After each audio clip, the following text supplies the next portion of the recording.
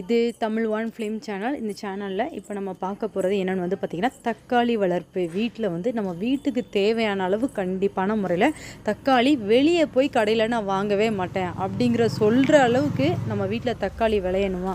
அப்போ கண்டிப்பாக இந்த வீடியோவை ஸ்கிப் பண்ணாமல் ஃபுல்லாக நீங்கள் வந்து பாருங்கள். அதாவது வந்து பார்த்திங்கன்னா, ஃபஸ்ட்டு தரமான விதைகளை வந்து தேர்ந்தெடுத்து வச்சுக்கோங்க. இதை வந்து நம்ம நடுறதுக்கு என்ன வந்து தேவை அப்படின்னா, கண்டிப்பான முறையில் நம்ம நர்சரி ட்ரேலையோ அப்படி இல்லைனா எதுலையாவது ஒன்றுலையாவது நம்ம வந்து நாற்று விட்டுட்டு சின்ன நாற்றாக வந்து எடுத்து அதை தான் எடுத்து நம்ம வந்து என்னது ஒரு பெரிய கவரில் நட்டி வைக்கணும். இப்போ நம்ம வந்து சின்ன நாற்றாக நம்ம வந்து விடுறதுக்கு விதைகள் தரமான விதைகளை எடுத்துக்கிட்டோம். நர்சரி ட்ரேயை எடுத்துட்டோம். நர்சரி ட்ரேயில் நீங்கள் என்றைக்கு விதைகள் போடுறீங்களோ அன்றைக்கே வந்து பாட் மிக்சிங் தயார் பண்ணி ஒரு கவரில் ஒரு 10 கவரில் நீங்கள் தக்காளி செடி வளர்க்க போகிறீங்கன்னா 10 கவர்லையும் ஃபுல்லாக நீங்கள் என்ன செஞ்சிடணும், அந்த பாட் மிக்சிங் அதாவது மண்ணை வந்து நல்ல தரமான ஒரு பாட் மிக்சிங் நம்ம வந்து தயார் பண்ணி வச்சுக்கணும். இப்படி வச்சுக்கும் போது இந்த விதைகளை வந்து இப்போ நீங்கள் இந்த நர்சரி ட்ரேலையோ இல்லை சின்ன கப்லையோ எதுலையோ போட்டுட்டீங்க. போட்டதுக்கப்புறம் வந்து பார்த்திங்கன்னா அது வந்து 4 நாளில் வந்து முளைக்கும். 25 நாள் பருவங்கிறது நீங்கள் வந்து சைடில் பார்த்துட்ருக்கீங்க. இந்த மெத்தடு படி இருக்கும். இந்த 25 நாள் பருவம் அப்படி இல்லைனா 4 இலை பருவம் அப்படிங்கிறத நம்ம வந்து மென்ஷன் பண்ணி சொல்லுவோம். இதில் வந்து பார்த்திங்கன்னா அந்த 4 இலை 5 இலை பருவம் அப்படிங்கிறது இப்படி தான் இருக்கும். இந்த கீழே இருக்கிற அந்த நம்ம வந்து கொக்கோ பிட்டு தானே நம்ம வந்து போட்டு நம்ம வந்து முளைக்க வைப்போம் நர்சரி ட்ரேயில். அந்த கீழே இருக்கிற கப்போடு சேர்ந்து அதாவது அந்த கொக்கோ பிட்டோடு சேர்ந்து எடுக்கும்போது இந்த மாதிரி தான் வரும். இதை வந்து ஒரு ஈவினிங் டைமில் நம்ம வந்து என்ன செய்யணும் அப்படின்னா, நம்ம எந்த இடத்துல பாட் மிக்சிங் பண்ணி வச்சுருந்தோமோ அந்த இடத்துல 25வது நாளோ இல்லைனா 18 நாள் 20 நாள் அந்த டைமில் வந்து பார்த்திங்கன்னா கரெக்டான அந்த பருவத்தில் வந்து வளர்ந்து வந்து நிற்கும். ஸோ அந்த டைமில் எடுத்து ஒரு ஈவினிங் டைமில் மாலை நேரங்களில் ஒரு 5 மணிக்கு மேலே நம்ம என்ன செய்யணும் அப்படின்னா, நம்ம வந்து அந்த பாட் மிக்சிங் பண்ணி வச்சுருக்க அந்த கவருக்குள்ளே வச்சிட்டோம் அப்படின்னா நமக்கு இப்போ நீங்கள் வீடியோவில் பார்த்துட்ருக்கீங்களே இதே மாதிரி வந்து என்ன செய்யும், ஈல்டிங் வந்து சக்ஸஸ்ஃபுல்லாக கிடைக்கும். இப்போ நமக்கு வந்து பார்த்திங்கன்னா இதில் இடைப்பட்ட காலங்களில் நமக்கு நிறைய நோய்கள் வருது, அதுக்கு என்ன பண்ணலாம் அப்படிங்கிறது வந்து நிறைய பேர் கேட்குறீங்க. அதாவது வந்து பார்த்திங்கன்னா தக்காளி செடியில் மேக்ஸிமம் மாவு பூச்சி அதிகமாக இருக்கும். மாவு பூச்சிக்குன்னு உண்டான நான் ரிசல்ட்டை வந்து நான் ஏற்கனவே வந்து அதை எப்படி நம்ம வந்து கிளியர் பண்ணலாம் அப்படிங்கிறத நான் வந்து வீடியோ வந்து கொடுத்துருக்கேன். அந்த வீடியோ நான் வந்து டிஸ்கிரிப்ஷன் பாக்ஸில் வந்து நான் வந்து உங்களுக்கு கொடுக்குறேன். நீங்கள் அதை பார்த்தாலே உங்களுக்கு வந்து தெரியும். இப்போ நீங்கள் பார்க்குற இந்த செடிகளில் எதுலையுமே வந்து பார்த்திங்கன்னா எந்த ஒரு நோய் தாக்கமும் இல்லை. இந்த அளவுக்கு நம்ம வந்து வளர்த்தி எடுக்கிறதுக்கு நம்ம வந்து என்னென்ன மெத்தடை ஃபாலோ பண்ணலாம். இதில் வந்து பூ உதிர்வு இருக்குது. பூ வந்து பார்த்திங்கன்னா சின்ன பூ பிஞ்சு வருது, அதுக்கப்புறம் பிஞ்சாக உதிர்ந்துருது.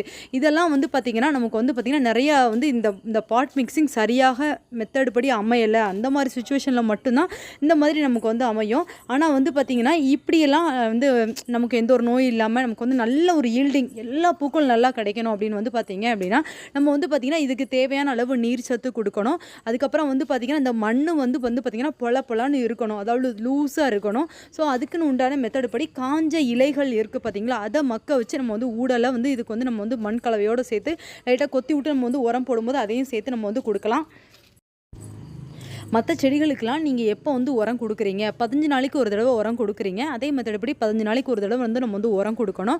இது மட்டும் இல்லாமல் இதை நம்ம எந்த மாதிரியான கவரில் வளர்க்கணும் அது ரொம்ப இம்பார்ட்டன்ட். அது வந்து பார்த்திங்கன்னா நம்ம வந்து 12க்கு 12 இந்த க்ரோ பேக் சைஸ்லையாவது வளர்த்தா இதோட க்ரோத்திங் வந்து ரொம்பவே சூப்பராக இருக்கும். ஸோ வந்து பார்த்திங்கன்னா இதோட சின்ன கவரில் வைக்கும்போது நம்ம வந்து பார்த்திங்கன்னா ஒரு செடி வளர்த்தாலும் நம்ம வீட்டுக்கு தேவையான அளவுக்கு தக்காளி கிடைக்காது.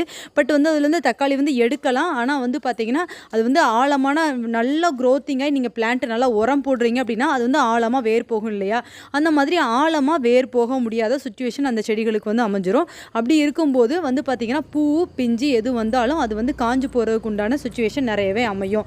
அதனால் நம்ம என்ன செய்யலாம் அப்படின்னு வந்து பார்த்திங்கன்னா இந்த 15 நாளைக்கு ஒரு தடவை உரம் கொடுக்குற உரங்கள் எல்லாம் அது வந்து நல்லா ஒரு சப்போர்ட் பண்ணி நல்லா வளர்ந்து வரணும் அப்படின்னா கண்டிப்பான முறையில் 12x12 சைஸ் க்ரோ பேக்கில் வந்து வளர்க்கலாம். அதில் வந்து நம்ம வந்து ஒரு செடி வளர்த்தோன்னா நல்லாயிருக்கும். 2 செடி எனக்கு இடம் ஸ்பேஸ் இல்லை அப்படின்னா 2 செடிகள் கூட நம்ம வந்து வளர்க்கலாம்.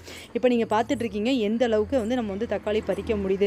தரையில் இடம் இருக்குது அப்படின்னா கண்டிப்பான முறையில் தரையில் கூட நம்ம வந்து வளர்க்கலாம். தரையில் வளர்த்தாலுமே நமக்கு வந்து இது இருக்கும். இதில் வந்து பூ உதிர்வு நமக்கு வந்து இப்போ அதிகமாக இருக்குது அப்படின்னு நீங்கள் வந்து நினைக்கிறீங்க அப்படின்னா இதில் வந்து நம்ம என்னென்ன நம்ம வந்து உரங்களோடு சேர்த்து மிக்ஸ் பண்ணிக்கலாம் அப்படின்னா கரெக்டாக பூ பிஞ்சு இதெல்லாம் வந்து வந்ததுக்கு அப்புறமா நம்ம வந்து மாட்டுச்சாணம் அதிகமாக கொடுக்க வேண்டாம். அப்புறம் வந்து பார்த்திங்கன்னா கோமியம் ஒரு சில பேர் ஊற்றுவாங்க, அதெல்லாம் ஊற்ற வேண்டாம்.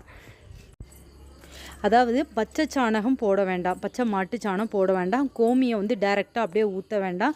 இதெல்லாம் ஊற்றும் போது அந்த பூ வந்து பார்த்திங்கன்னா நல்ல ஒரு க்ரோத்திங்கான பூவாக இருந்தாலும் உதிர்ந்துடும். ஏன்னா வேற வந்து இந்த இதில் இருக்கிற சத்துக்கள் வந்து போகும்போது டக்குன்னு வந்து பூ உதிர்வை வந்து கொடுத்துரும். அப்போ காஞ்ச மாட்டு சாணம் போடலாம், கோமியை வந்து அவாய்ட் பண்ணிக்கணும். இதெல்லாம் நம்ம வந்து யூஸ் பண்ணிக்கிட்டு 15 நாளைக்கு ஒரு தடவை ரெகுலர் உரம் வந்து கொடுக்கலாம். சூடான உரங்கள், அதாவது கடலை புண்ணாக்கு, வேப்ப புண்ணாக்கு, இந்த புண்ணாக்கு வகைகள் கொடுக்கலாம். பட் வந்து ரொம்ப அளவாக கொடுக்கணும். நம்ம 12x12 க்ரோ பேக்கில் வச்சுருக்கோம் அப்படின்னா கரெக்டாக ஒரு டீஸ்பூன் அளவுக்கு மற்ற மண்ணில் கலந்து நம்ம வந்து இதில் வந்து வச்சு விடலாம். பட் வந்து வேரில் வச்சு விடக்கூடாது. இந்த மெத்தட் படி நம்ம வந்து ஒரு தக்காளி செடியை நம்ம ரொம்ப சூப்பராக வளர்க்கலாம். இந்த வீடியோ உங்களுக்கு பிடிச்சிருந்தால் லைக் அண்ட் ஷேர் பண்ணுங்கள். தொடர்ந்து இருந்திருக்க நம்ம சேனலை சப்ஸ்கிரைப் பண்ணி வச்சுக்கோங்க. தேங்க்யூ ஃபார் வாட்சிங். விவசாயம் செழிக்கட்டும்.